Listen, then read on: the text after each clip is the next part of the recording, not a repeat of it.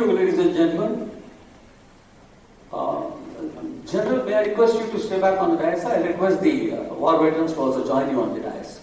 May I request Rear Admiral Ram Sagar, Activist Siva Medal Veer Chakra, Navsena Medal, and Colonel A. Ram Krishna Swami, Veer Chakra, Visit Siva Medal, to take their place on the dais. Ladies and gentlemen, let's welcome them with a round of applause.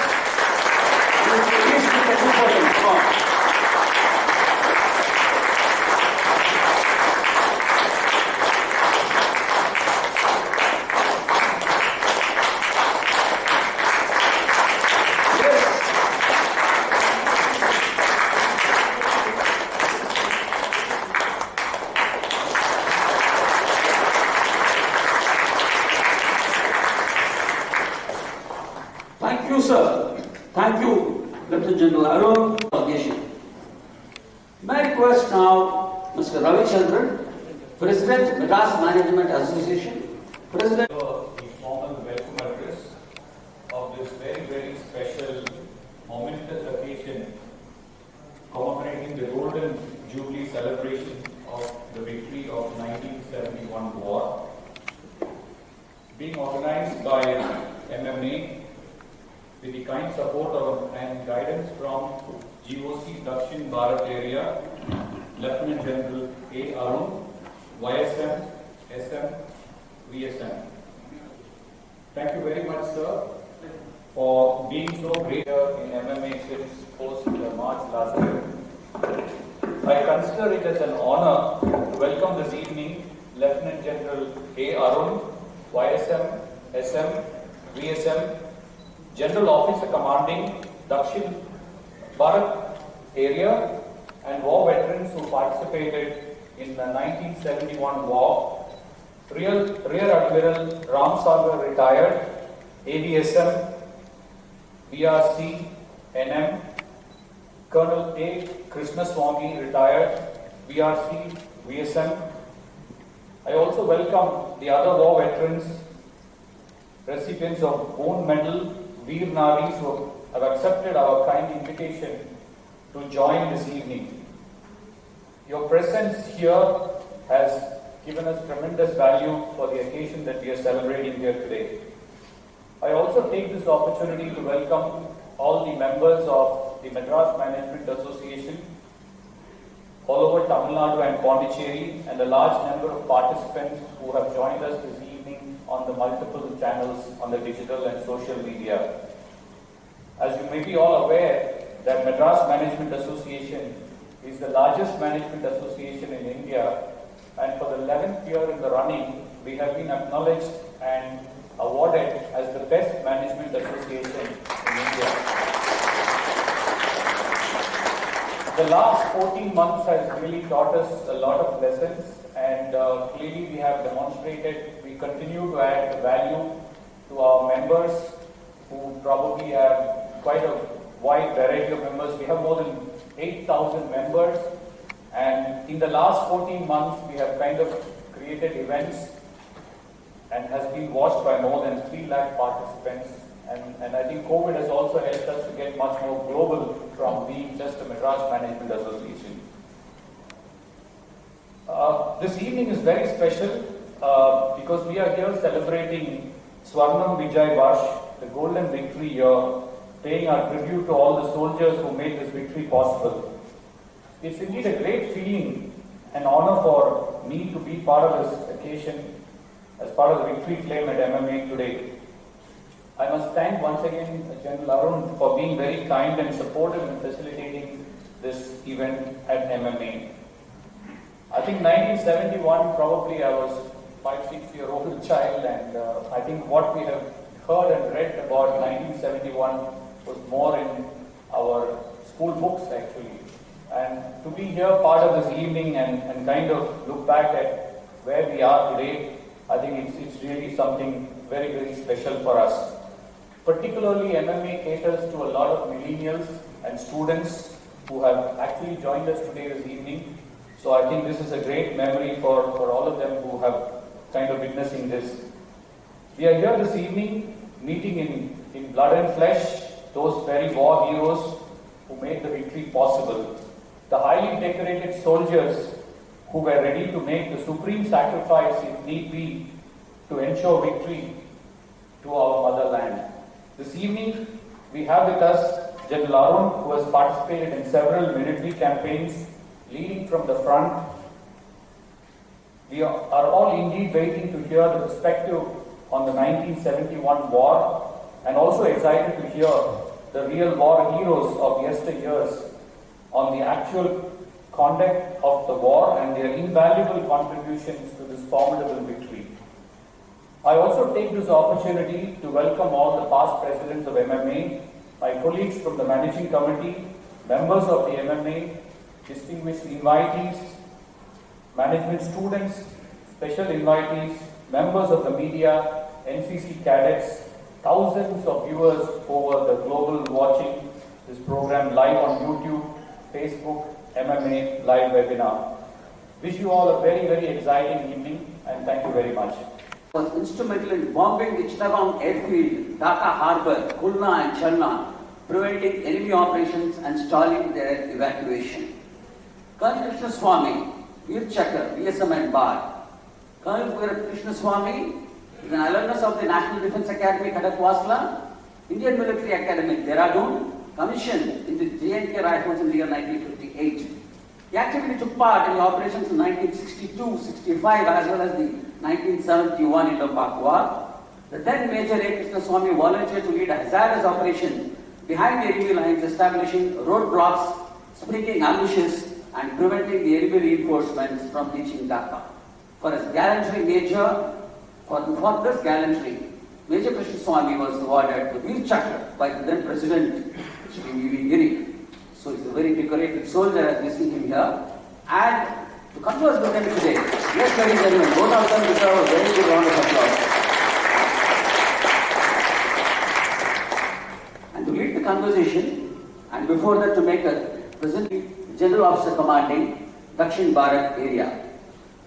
You will be surprised to know that he was an All India rank holder in the IIT JEE and refused to join the IIT and instead joined the National Defence Academy in the year 1982.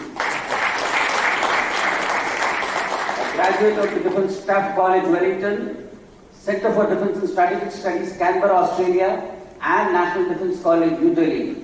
He is experienced in managing personnel and logistics of international task forces in Cambodia and Sierra Leone, and handling short-term projects in forecasting and structuring of large coalitions, including significant civilian components at the UN headquarters in New York. Multiple master's degrees to his credit in defense and strategic management, national building and conflict prevention, and of course in creative writing. Postgraduate studies in personal management, human resources development and creative writing. He was seriously wounded in operations in Jammu and Kashmir, a recipient of the Siena Medal for Gallantry, Yudh Seva Medal for Outstanding Leadership in Conflict, Vishisht Seva Medal for Distinguished Leadership and Outstanding Service. Awarded the Chief of Army's Commendation not once, not twice, not thrice, 4 times, ladies and gentlemen. In addition to the North Star Medal for Excellence. Passionate about personality development in general and people leadership development in particular, is conducted over 750 sessions across a variety of audience on various topics, created a record by successfully conducting a very large workshop for about 17,200 students from all over India on leadership and happiness. So currently, as I told you before, he is the General Officer Commanding Dakshin Bharat Area, presenting Lieutenant General Arun for you all. Namaskaram.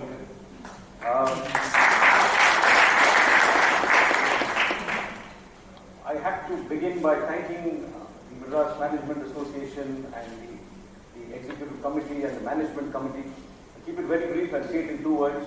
Thank you.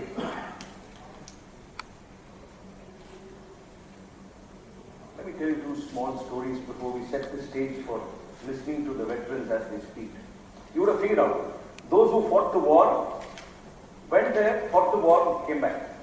That's their biodata. For people like me, we have to flesh our biodata with fancy words. That's how it works. So, 1971, 1971, was a milestone in modern military history. Never before in the history of modern warfare had so many people surrendered to so few. Surrendered not with empty hands, surrendered not because they ran out of ammunition or food, but surrendered to a superior fighting force.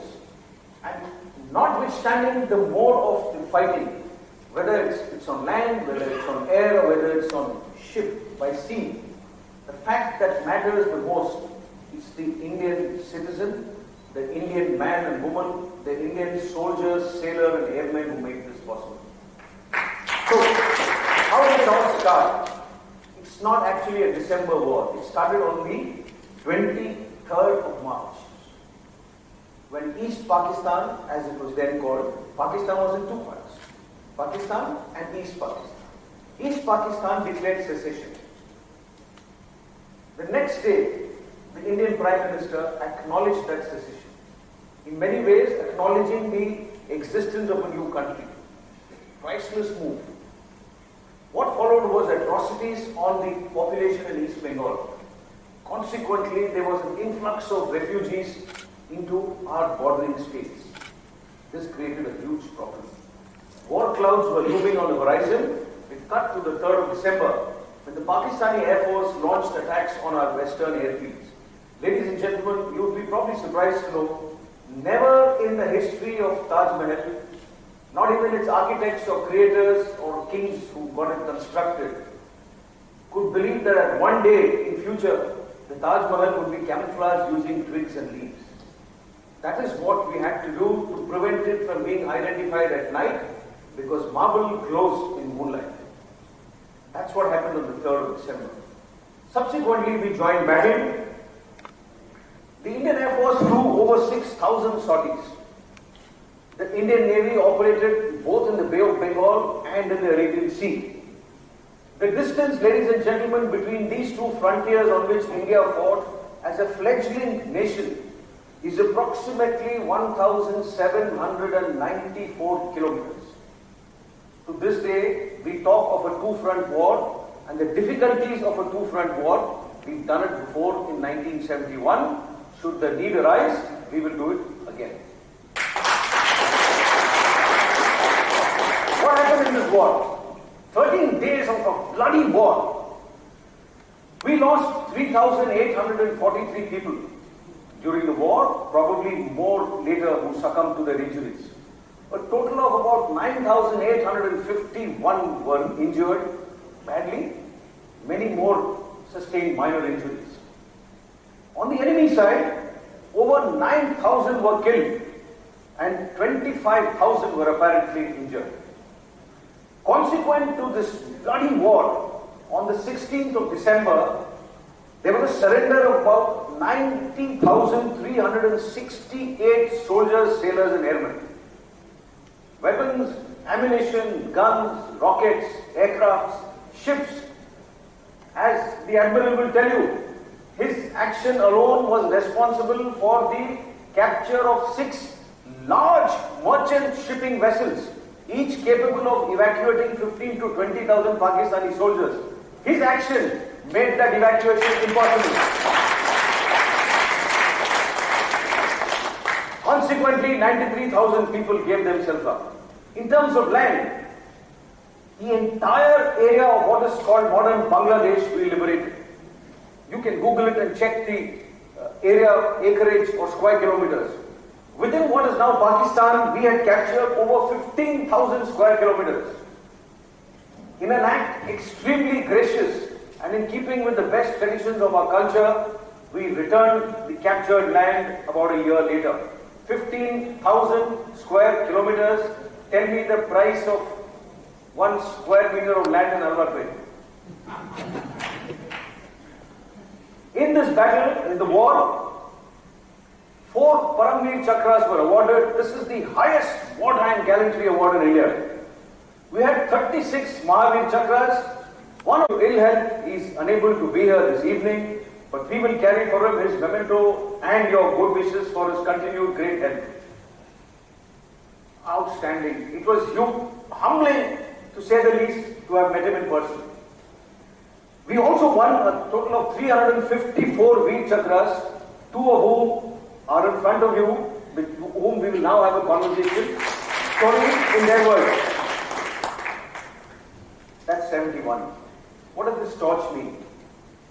This year is the 50th year of our celebration of our victory over Pakistan.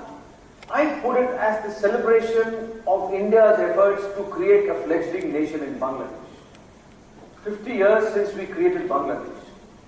That is something very few countries can claim about.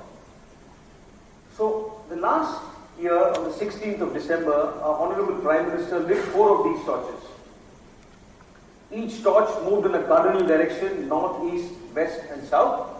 This is the torch that moved in the southern sojourn. What does it do?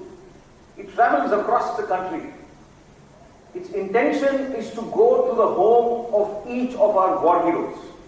Since we have so many heroes, the 3 very courageous Veer Naris who lost their husbands in 1971, probably at the ages of 17, 18 or 19, who lived on to brave each day.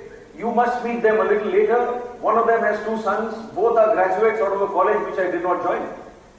The IIT. Priceless. So, this torch has gone to everybody's house. From everybody's house, it's carrying a little bit of soil. Accompanied by these little packets of mud and will travel to Delhi. In Delhi, the soil of our courageous warriors from across the country will be merged and used to fertilize the soil which houses the National War Museum. And the hope is that the air which will flow through this museum will continue to inspire the millions of young men and women who have to make our nation proud and strong tomorrow. That's what this torch is about. In the interim, it's my mandate and proud privilege to carry this torch around to prestigious institutions such as this and show it around. So therefore, to the Madras Management Association for allowing us this privilege and for honoring these veterans, once more, Romba Romba Nandri. Yeah. So you heard in very brief as to what these 2 veterans are. Let me now tell you in actual. You can see many movies with cutouts of 300 feet high villains and heroes, and you can pour milk over it and waste a lot of milk. These are heroes. Let me tell you about something remarkable. Both of them joined the National Defence Academy at the same time. They are both coastmates.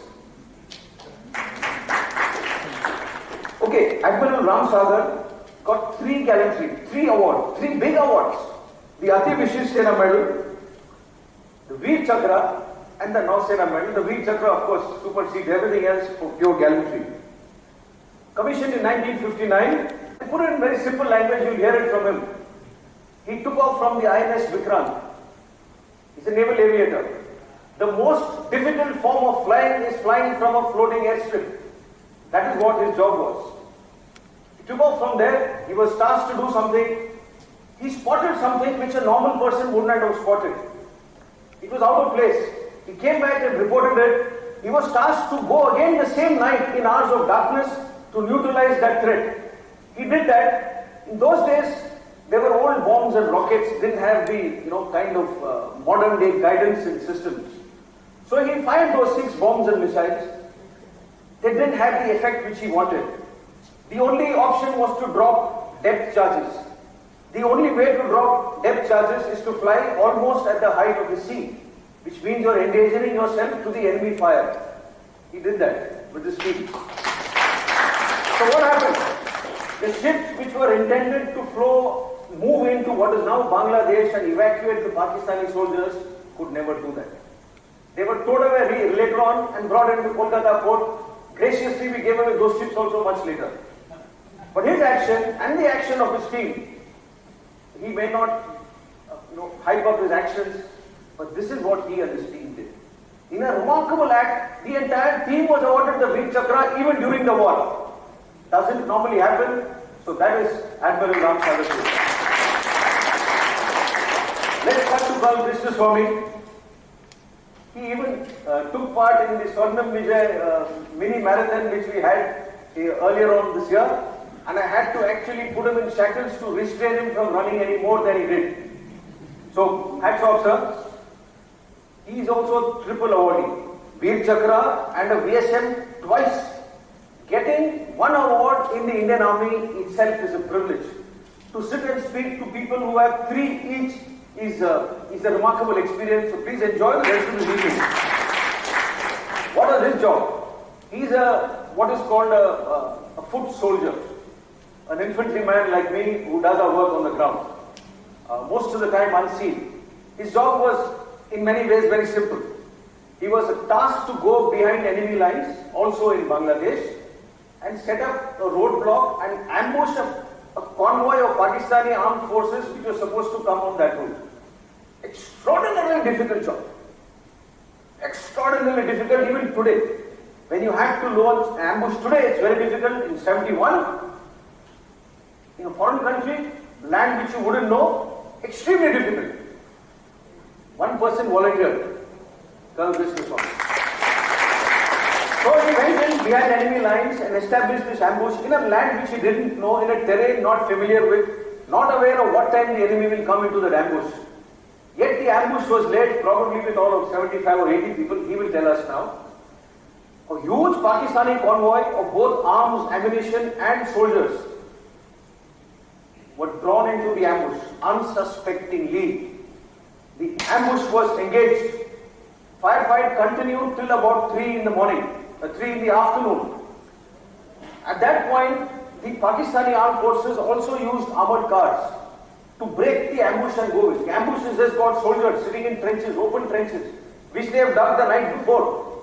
How much can a soldier dig in one night? He moved from trench to trench and exhorted them to continue to hold their position. Consequently, at 4 o'clock in the evening, when a count was taken and the Pakistanis surrendered, a total of 7 officers and 117 other ranks of Pakistan died. Battle that day, about 80. This is what well-led, well-trained, motivated 80 people can do against a hold. So that is Colonel Krishna. Last but not the least, I would be incomplete in this introduction if I don't tell all of you listening in. Sir, his younger brother, his father was also in the armed forces. So the family currently has his son, his nephew, and his grandson are all in the Indian Navy. 3 generations. That is Chennai's proud son for you. So, I will now sit next to them and ask them questions. I have no set questions. This is all the paper I had. So, I will lead them through the sequence of the battle and you can hear from them the words of what they went through. I have a few minutes to do that. My grandfather was Devan Bahadur Ram Naidu, the only Indian who was the commissioner of Madras with the British in 1921 after the First World War. Thereafter, there was no Indian as the commissioner of police. The next one was only after the independence. So he was a really professional police officer. And his son, superintendent of police, who retired, he was not died, he died in service, was my father. And I was born with police background. But when I graduated and I was at IIT, I appeared for NDA exam and I really got out of 3,000 people who were selected. I was 32 in rank. So my first choice was Navy for one reason. My eldest brother-in-law, Brigadier in college, Christian College, he joined the Air Force. So the only choice was join the Navy. The force not left with me in uniforms. So after joining the Navy, I always wanted to be a pilot. So on clearing the exams and clearing the things immediately cleared,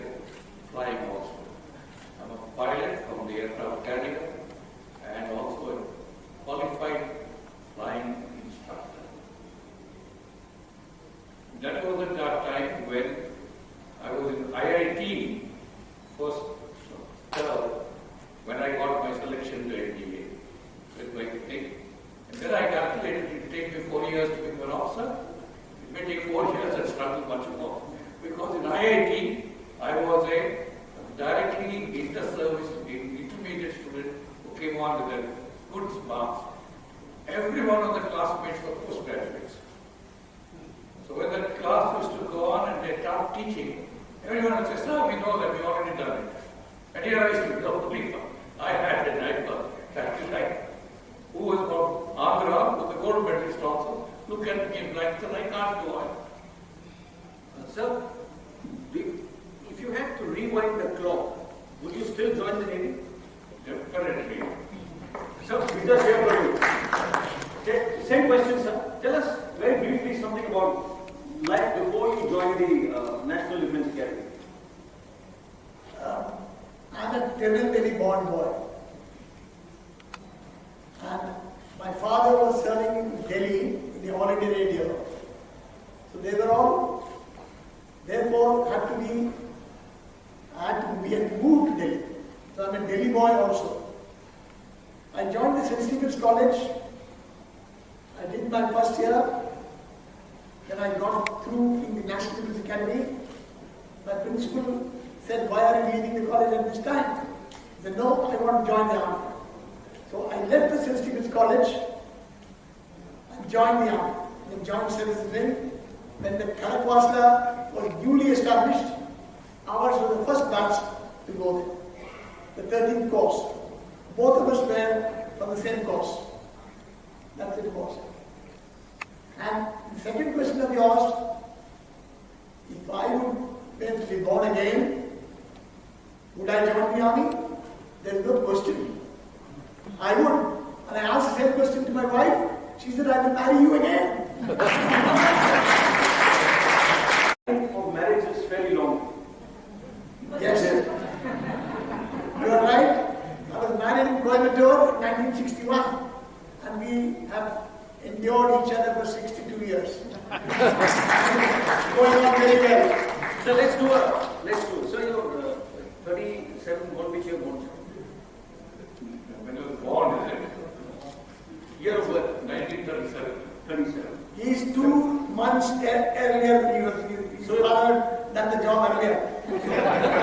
So 1937, sir, you were commissioned in 58 and 59. I was commissioned in 58, being in the naval, he got 59. 59. Okay. Just a show of hands.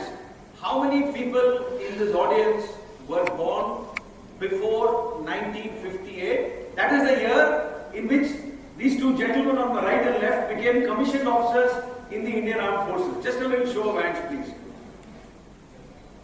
Wow, that's like a handful. Now, I don't know about the viewers watching on television or TVs from computers from home. Just put your hands up honestly. They were commissioned officers in 1958 or early 59. Fantastic. So now I quickly cut to 1971.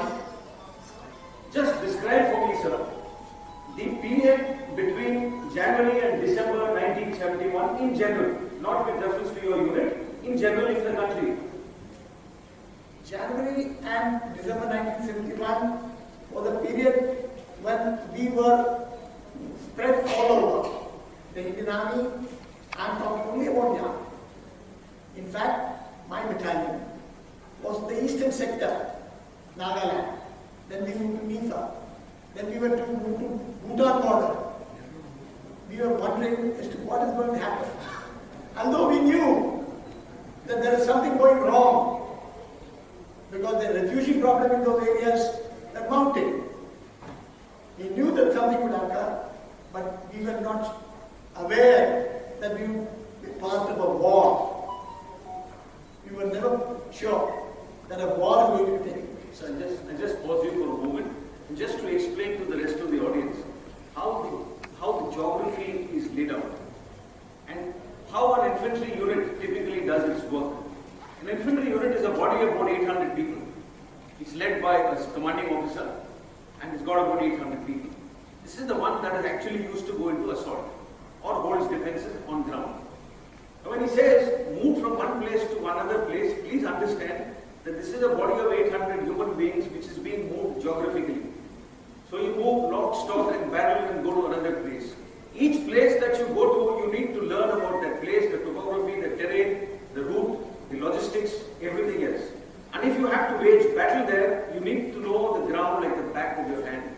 The area bordering Bhutan, which sir is referring to, is eastern part of Bhutan. Now Bhutan itself is an east-west kind of a country. The eastern border is with our states of Assam. The southern borders are with our states of West Bengal. And Bhutan's western borders are with the state of Sikkim. So when he's saying Bhutan, it is the eastern Bhutan. So please continue. Well, to cut the story short, I will tell you, when we were in eastern Bhutan, we were itching whether we will be ever able to go to the other side, because on 3rd of December, the war had already been declared. And we were still in eastern Bhutan. God is great. It's a God-sent opportunity, I would say. The northern front was opened up. That is, the route from Shillong, Tura border, Jamalpur, Tangale, on to Dhaka. Shortest road, which was not opened up earlier. Our brigade, or shall we say, which consists of 3 battalions like ours, was given the task to go on this axis. So when we got the orders, the war had already started, and one portion, that is on the 6th, 7th of December, Jamalpur had already been taken by the first Marathas.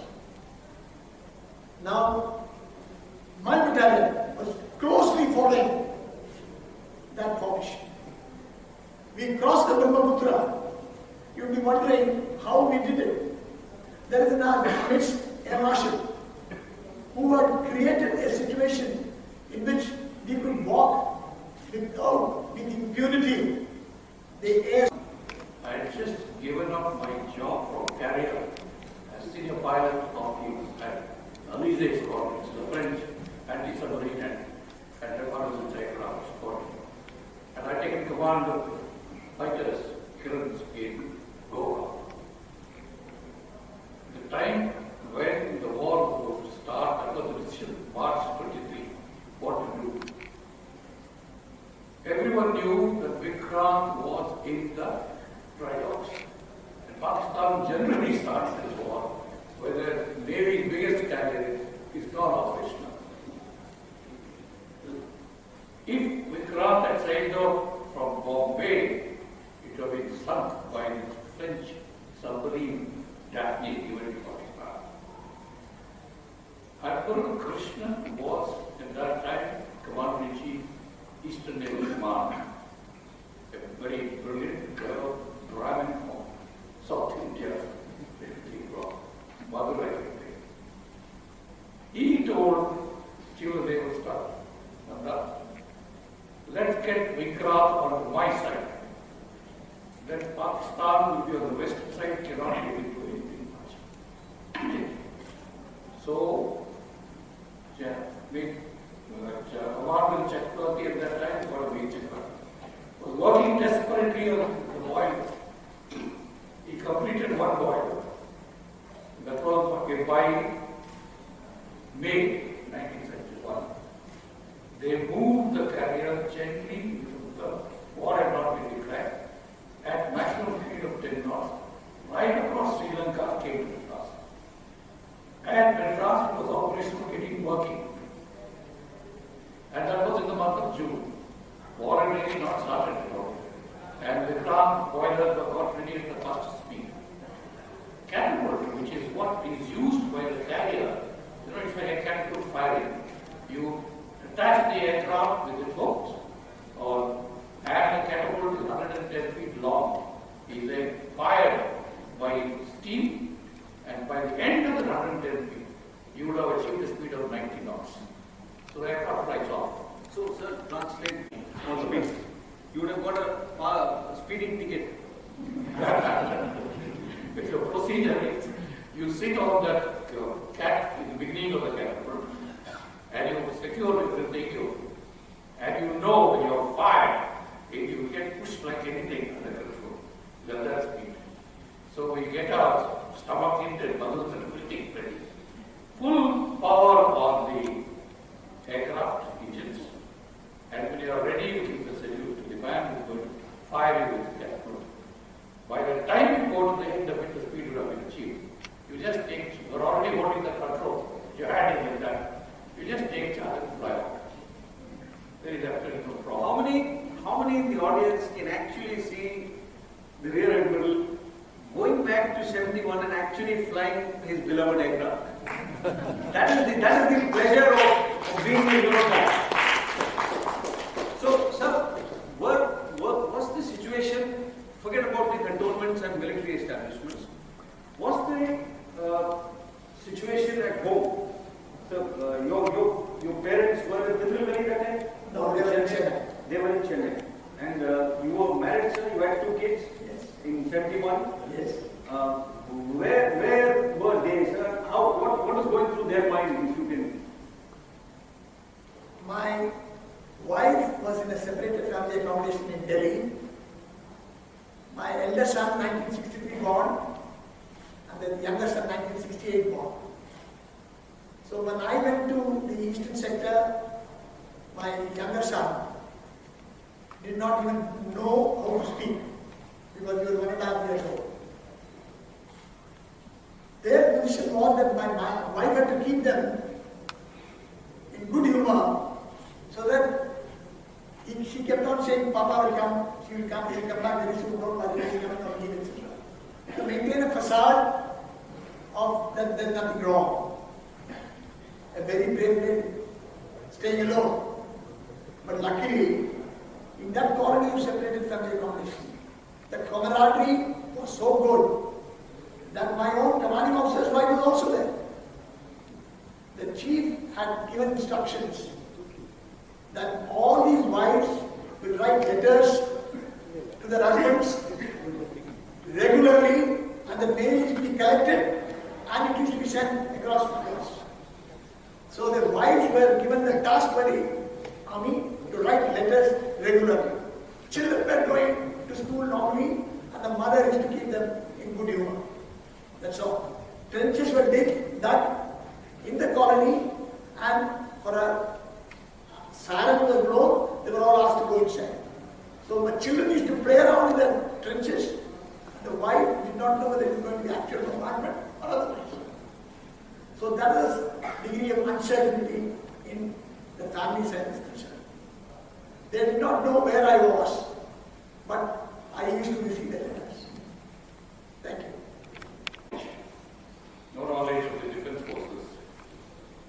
So when she married, she was in Madras. I couldn't tell her that I'm going to go home to carry her. So she had no knowledge that I'm going to be. In fact, when I got married, she didn't even know I'm a naval pilot who flew from the cabin. So when it went through, she was happily in Madras with her father and parents.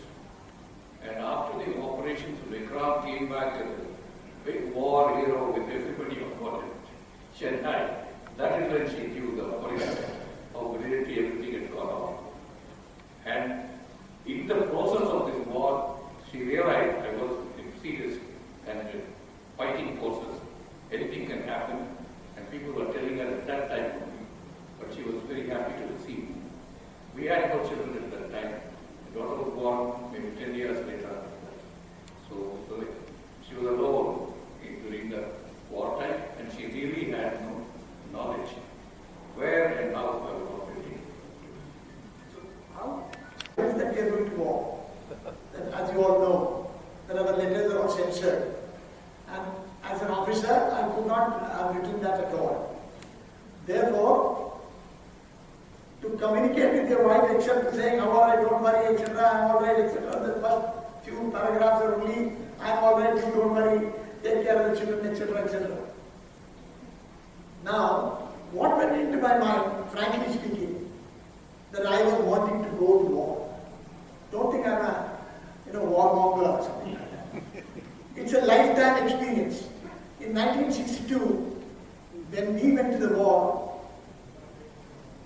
I was almost, I missed it by a week. And when we reached finally, the withdrawal and the ceasefire already started. So I cannot say that I actually took part in the fighting in 1962. I was there in 1962, shall we say, giving a supporting role. I was here and there, destroy one or two bridges, create a chaos there, and come back. So that was the only satisfaction I used to have that I needed there. That was not war. 1968, I had an opportunity. My battalion was in Napula Chola, against the Chinese. And when the time for action came, I was sent as an instructor in the counterinsurgency school in Varante. I missed that also, but I took part in the sense that we built all those defenses.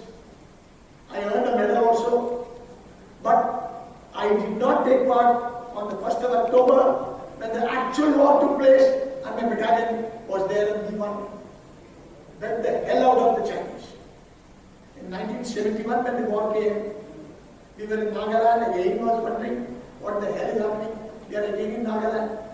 And it is a God-sent opportunity, as I told you. On the 5th of December, when the brigade commander said, get ready, you are moving in. That is why my feeling was, that don't say I was itching, I was eager to take part.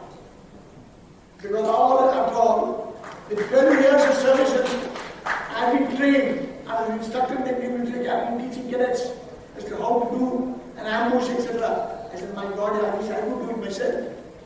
And I got that opportunity. I was sent myself to lay the ambush.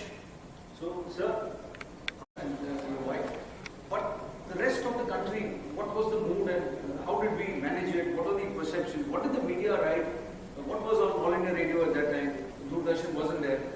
So, to be frank, the Navy operates in such a way that you are really professional even during the peacetime. So, the exercises that we do now of fighting in the Bay of Bengal is professional war exercises. We practically go through as if it's a thing. So, we were not really worried in any way that war is going to start, what is not there.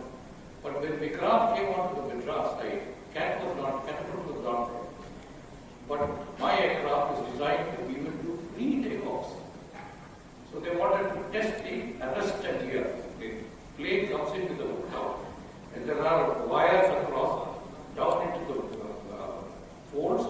And as you catch the wire, you stop within 70 feet. Plane takes off, and then you unhook and go back into the parking of the carrier. So they wanted me to test the arrested here, which I did. Then I had to do all the fuel with very light fuel, so that I could do a free takeoff. Catapult was not moving. So I did the catapult launch with just about 12 knots of the one boiler frigate and flew off to Vinapam. This proved the catapult because the aircraft was already there. The Hawks, which are daylight fighters, also flew on to Vinapam. Both the squadrons, what you call the Cobra squadron and the Tiger squadron. Cobras are the Alizés, Tigers are the Hawks, Seahawks. And by that time they came and said to prepare to training in Berambakam, second boiler was ready, catapult was also done up, and Chaudhary was actually given Veer Chakra for this brilliant operation that he did within the shortest time that he had. And we were off Madras. Pakistanis knew the carrier is sitting in Madras. Intelligence was going left, right, and center. But they cannot send anything to attack with craft because the best way is only the way submarine. Aircraft can't cross over India. So they didn't have a submarine long range except one. That was the one given by the Americans to them on loan. They sent that submarines across Sri Lanka to Madras. By this time, we had already embarked on the carrier. Admiral Krishnan wanted to get the plane ships ready, so we were asked to go to Vizag. The carrier did not enter Vizag. Vizag is too small and narrow harbor for the size of the ship. So we had to stay outside Vizag and loaded by landing grounds. And we picked up all the weapons and ammunition that is needed.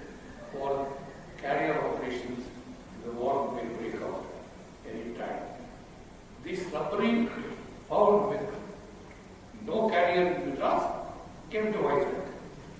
He was not aware that the Vikrant cannot enter Vizag. He was very sure the Vikrant was inside Vizag, so he started putting mines all around the northern mouth. And unfortunately, the poor guy exploded himself in one of his mines. This sound was heard by the fishermen. They told Admiral Krishna Naidu, they were brilliant to the Admiral, said, sir, there's some sound. He quickly said, divert. They found the submarine, but he launched the Ranjit, which was an old ship, was getting under repair. There, with depth charges, they pounded depth charges like anything. And then the divers went down, picked up the nameplate of the submarine, and they announced publicly in the press that Indian Navy sank the submarine of the Pakistan.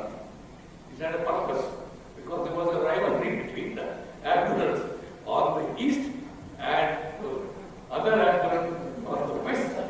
Whoever is going to become the next chief is all lined up.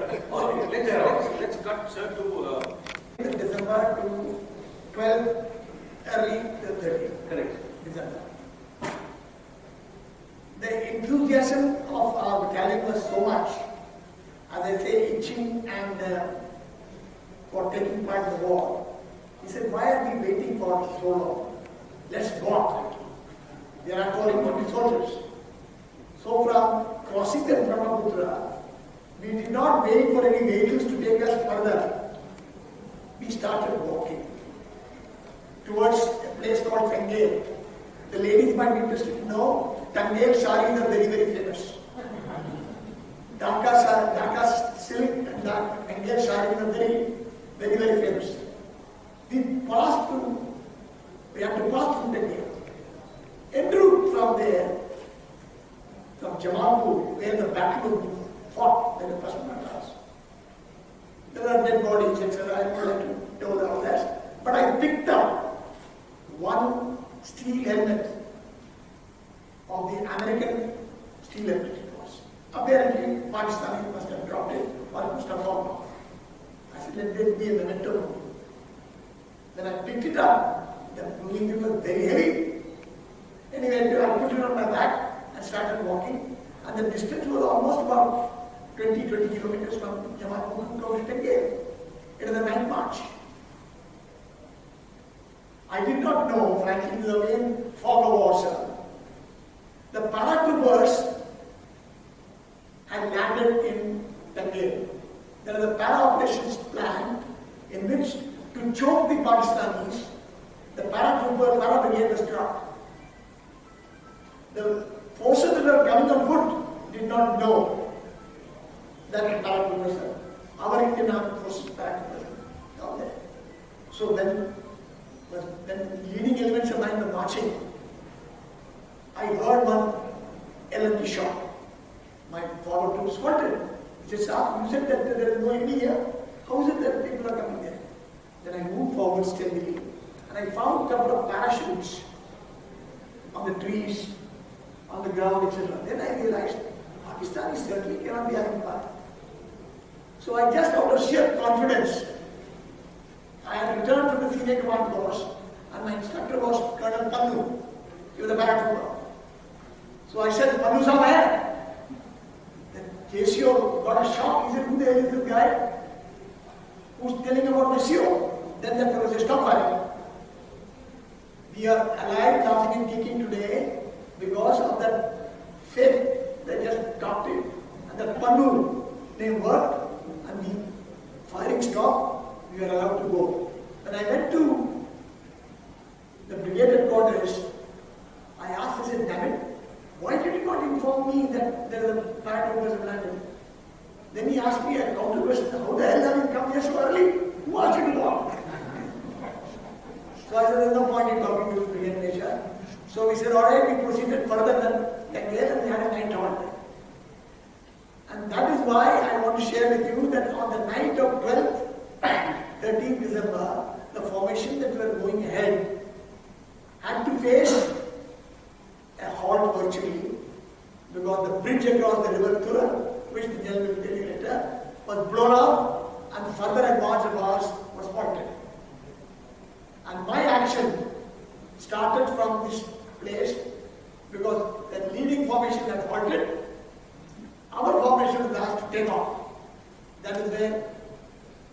if you ask me to stop that. Groups and getting the how things organized and prepared for this war. There's a bit of a background to this. Madam Indira Gandhi knew with the number of observations that were coming out, you have to push them back. She called on a general election and she said, we have to go ahead and get them through. He just would not understand. He said, I'm going to look at it later. Exit. He said, Madam, you have to take my resignation. She said, why? Because we cannot win this war if we do now, as you asked me. What I have to do is what General has said. I have to bring the ammunition, arms, the different depots all over this India. They have to be assembled to a particular spot. I have to bring the different regiments, Colonel has said, from the different areas, march them up and collect them to the point of where the battle can be started. All this, I need your trains, I need your buses, I need everything. All the ministers who are here in your meeting, madam, will have to provide this. And then only after that, I have to prepare the troops for crossing the rivers of Brahmaputra and Ganges, which needs a training, which he just told you how successfully they have to do. That type of training, I need some time. So it is understood. She just asked him one word. How much time do you want? He said 6 months. Given this did not happen in the 62 war. Nehru made a call at that time, forget the general, Himaya. When he said, it's tricky, sir, we need some time, he said, no. And he brought in call, Lieutenant General Call to take over. So we're kind of running short of time. Yeah, sir. The audience, sir. The audience must know your actions. I'm coming to that. Yes. So please tell us, sir, how you flew off the Vikrant and what you did to earn that glorious Vikrant.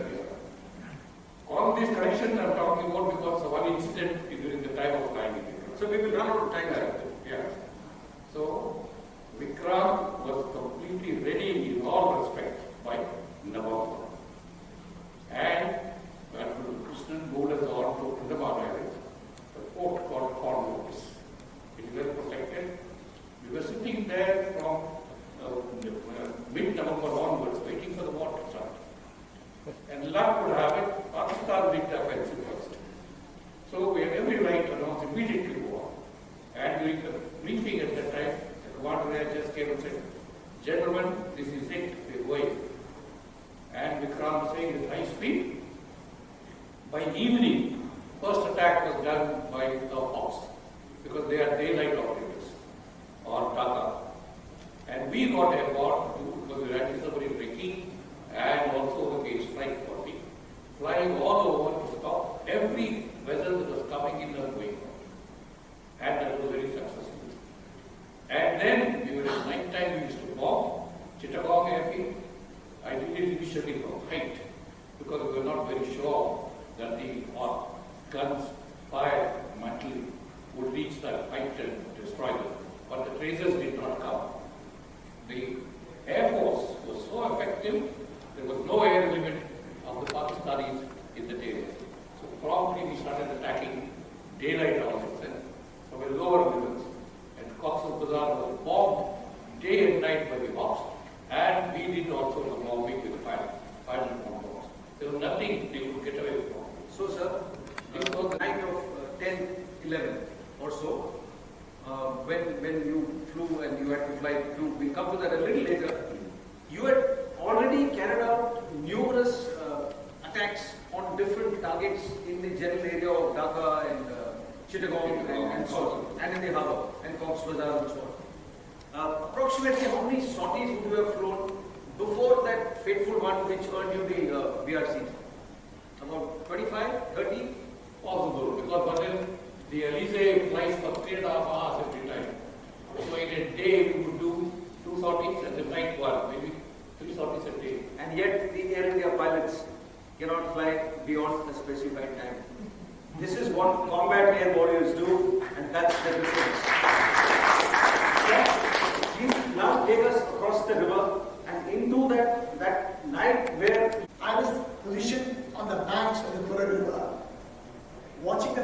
Pakistanis on the other side.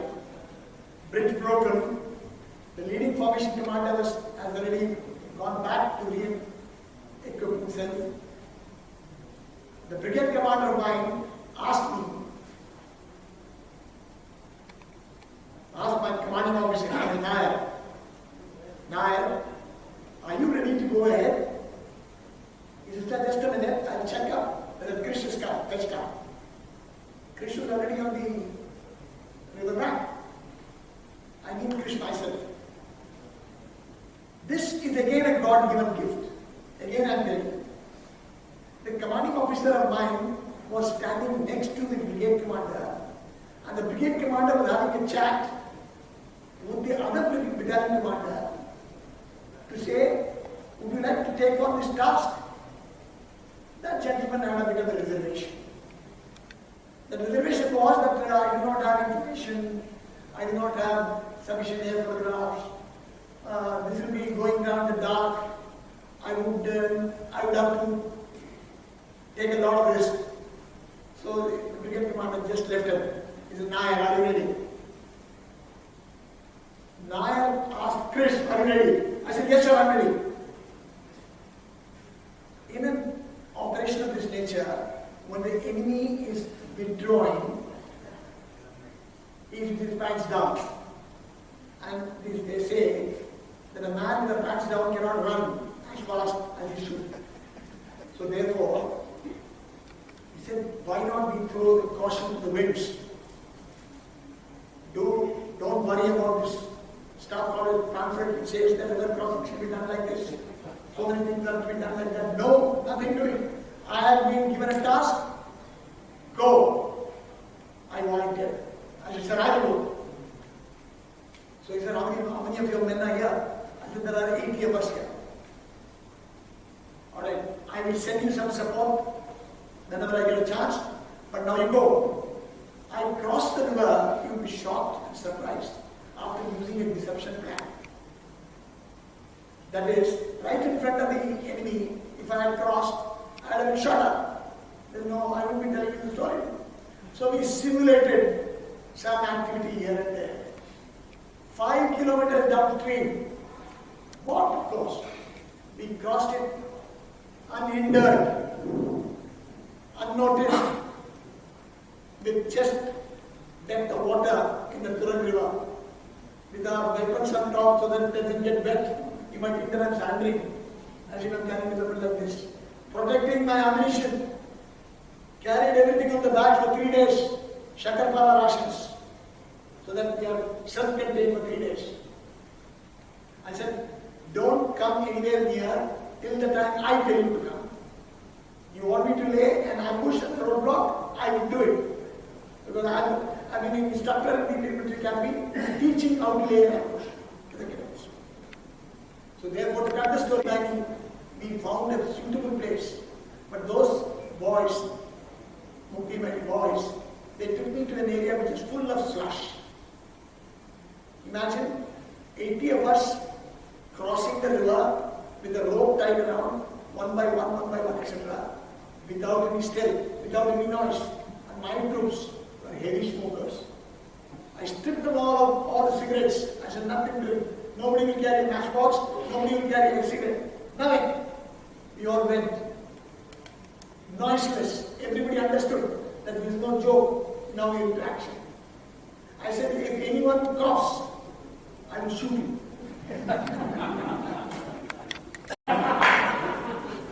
So therefore, stealth paid, speed paid.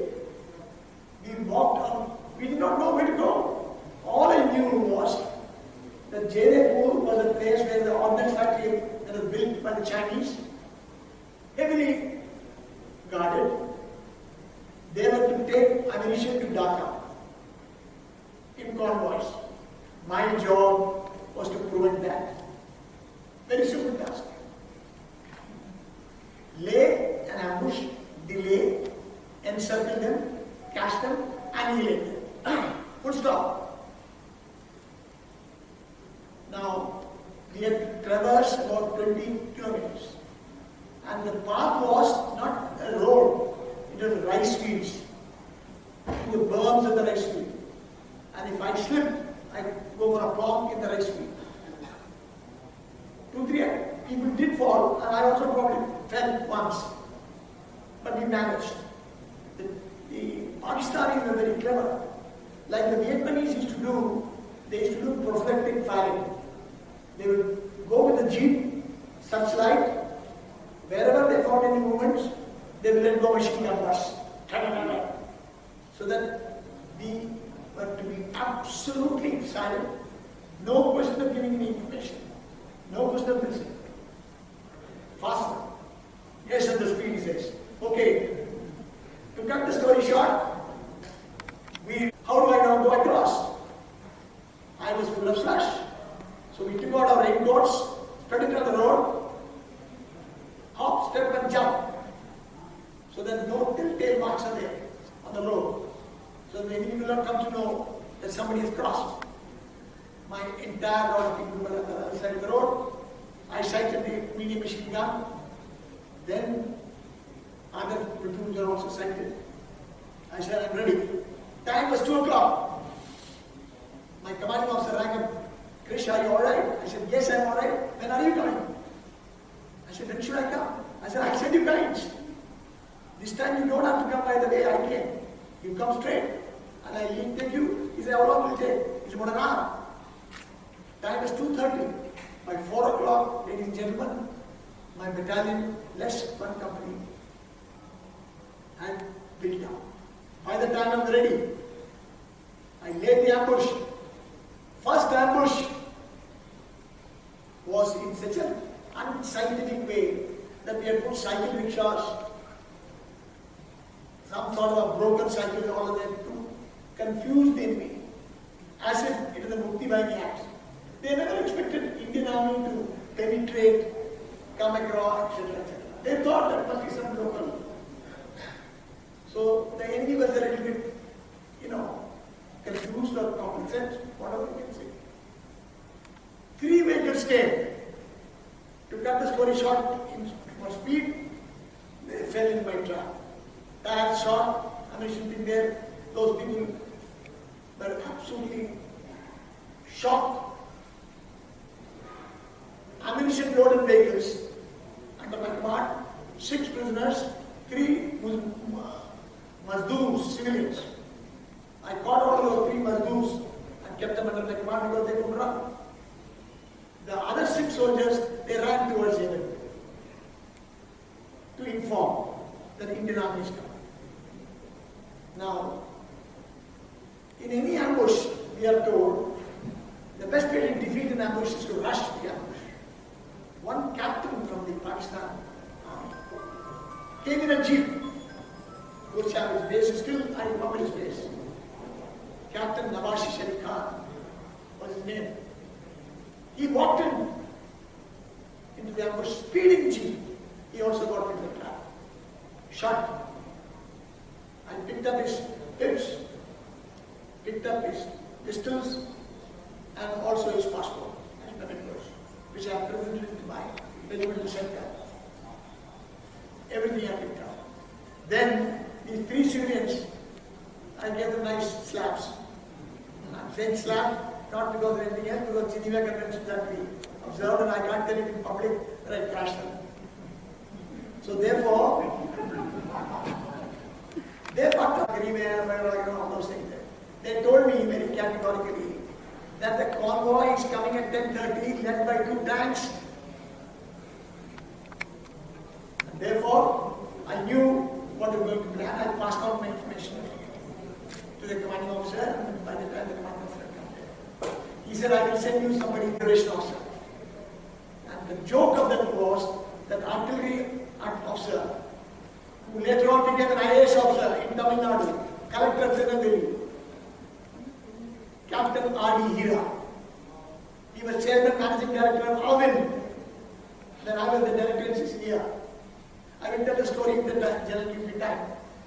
The point under issue is that the Captain Hira comes to me at 4 o'clock in the morning, completely soaked in slush, pagdi off. He said, sir, my operator, radio operator is missing. Imagine a company commander who was supposed to get fire support. He is telling me that he has lost his radio set. I said, without a booming radio set, what the hell are you going to do? He said, you give me your radio set. I said, you got the cheeks to ask the company commander that I should give them my radio set and go out of communication with the company commander? He said, sir, I will give you excellent fire support.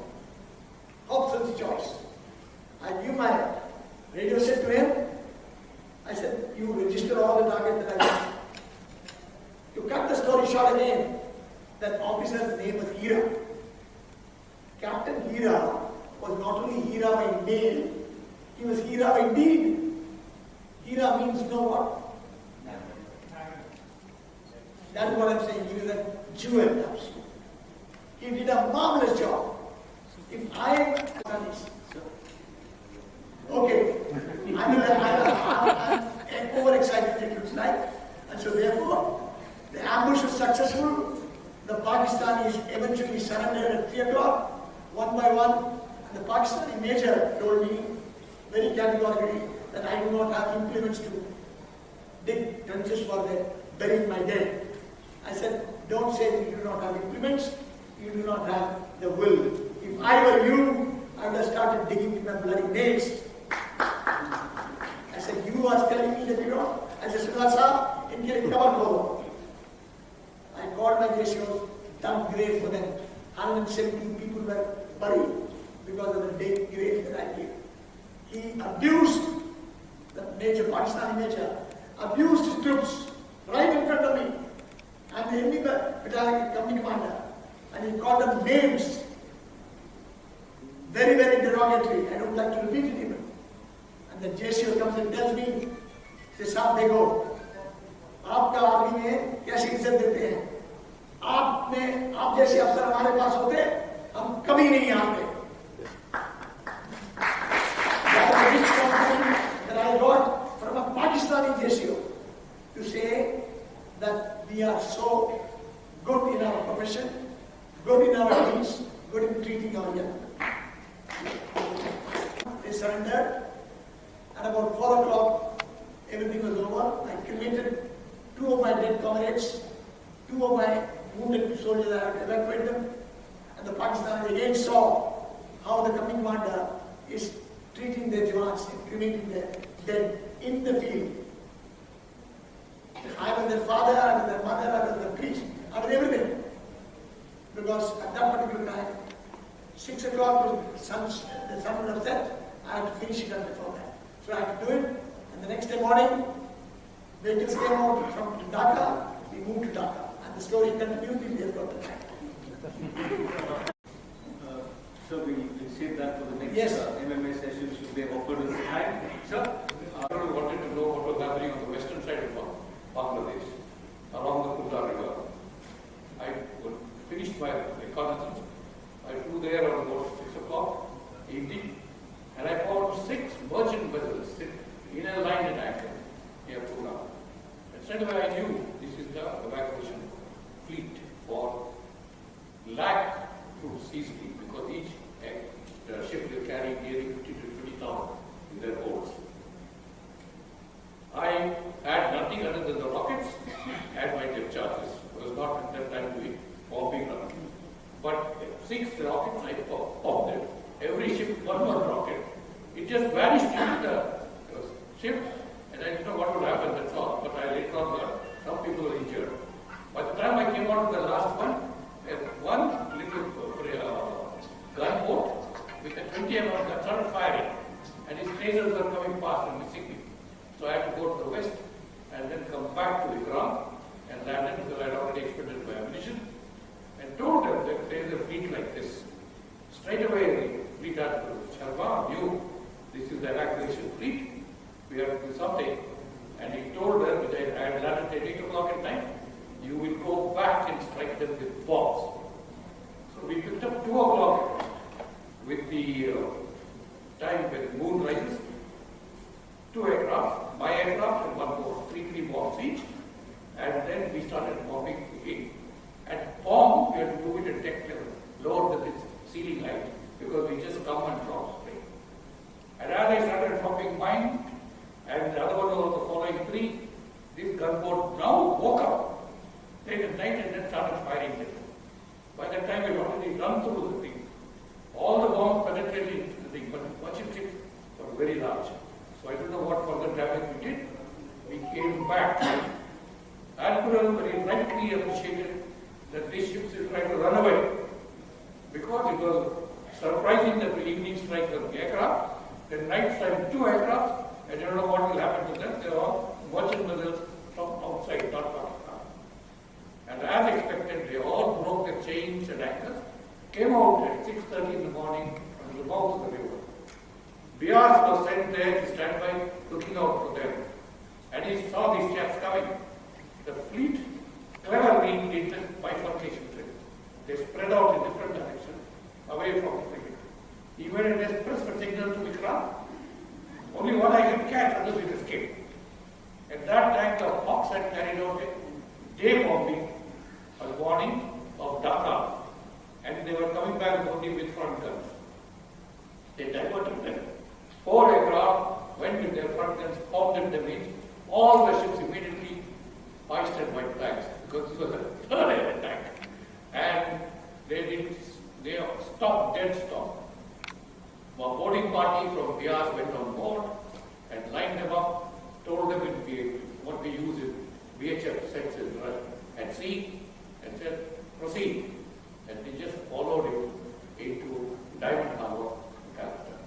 That was the end of the escape facilities for all the troops of the Pakistanis. And I, at this time, was lost because it was heard Nixon had sent the nuclear carrier from Japan, and he was sending it across to Bangladesh. I had to climb up on my aircraft without oxygen with 21,000 feet over onto Andaman Islands near Sumatra and look with my radar. It could pick up at that time maybe 300 miles. No contacts. And I've got ESM system that any radar operates, I can pick up and analyze who it is and even name the ship that's operating. No transmissions. So I could happily tell Vikram, I don't know why these ships are, but they're not in the China Sea or near Sumatra or Singapore Straits. We came back and landed. The background to this is Indira Gandhi had signed a war contract with Russia only for 3 years. Anyone who hits India is like hitting Russia and vice versa. So when this nuclear carrier and things started coming in, the Russian submarine Admiral Voskov made a signal to them, to the Americans, switch on all your satellites, cameras at 8:15 and watch. And all the 300 submarines of the Pakistani, they had, in fact, Russians have 400.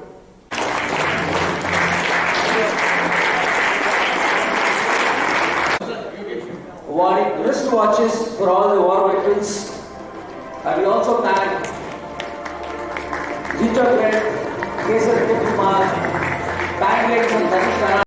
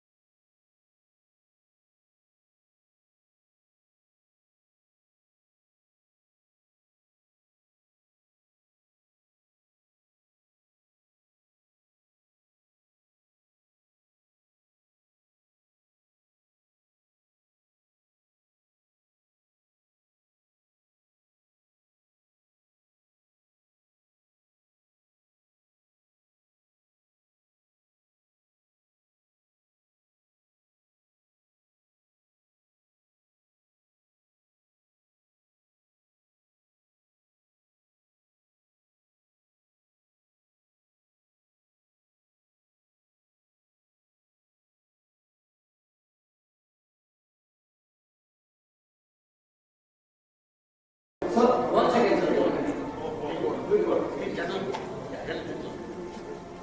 May I request Thank you, sir, for all the support.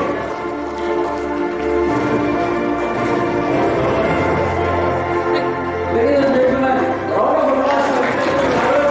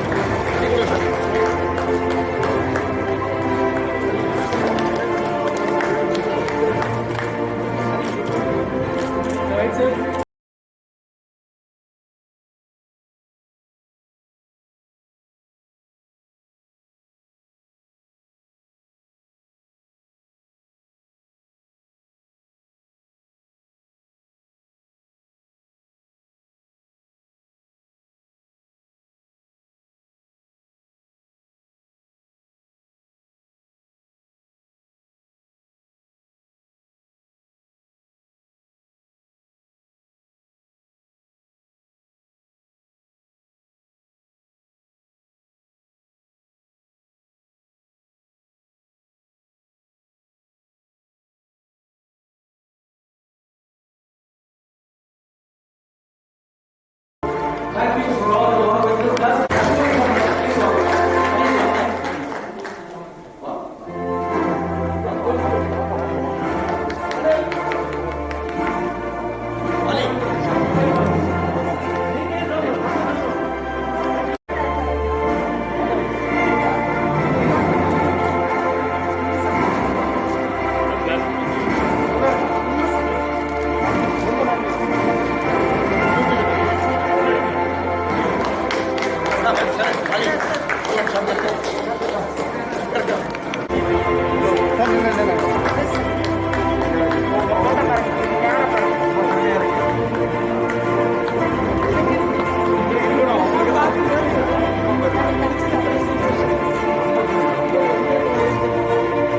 Thank you very much. Next, Srimati Grace Sebastian Virani, wife of late Sebastian.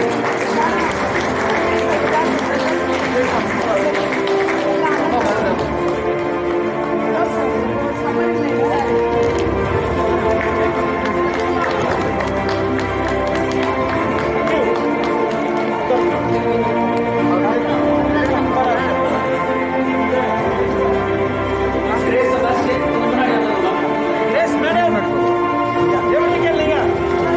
Fantastic. Good one.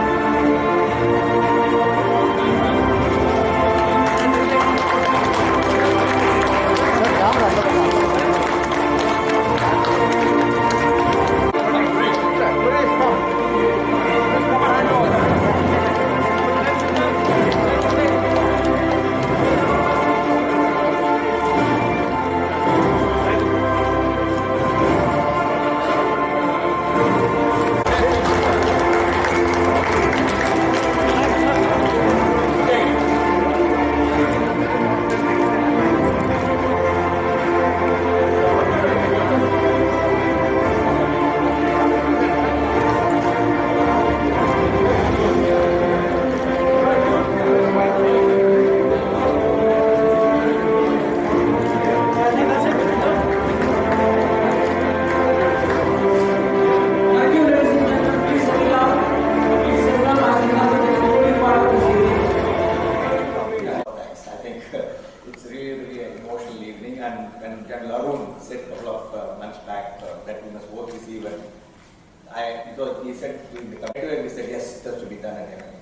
And for me, it's a singularly honor and privilege being a veteran to deliver the formal vote of thanks in front of such a distinguished veterans and dignitaries on the stage. It's indeed my privilege. What happened this evening, one of the best, I think I've seen more than 3,000 events I would have done of similar nature, talks, lectures. I can rate this is one of the tops, one of the best events I've done. Because as very beautifully summed it up. All the leadership lessons we are all looking for today, during difficult times, not during difficult times. Each one is so important for each of us, and two gentlemen will put all our young leaders of 30s and 40s to shame at 80 plus, so clarity of thought, the communication, the way he recollected, outstanding. Let me now start a formal word of thanks for this evening. First, General Arun. Without him, this event would not have been possible. As I mentioned, not only the priority of the area, I mean, so much of responsibility. You are also indeed privileged, is also a member of the MMA Management Committee actually, and steers on a number of leadership initiatives what you do in MMA. Thank you so much, sir, for choosing MMA to host this event, and we are indeed privileged, honored. I can tell you this particular. I'm not telling about the gallery awardees who are there, many somebody on board, Ram Sagar, retired, and also VSM, VSM, Navy Medal, and Colonel Kishore retired, VRC Bar, and also VSM, Veer Chakra. Thank you, sir, so much for joining and sharing your thing from your heart.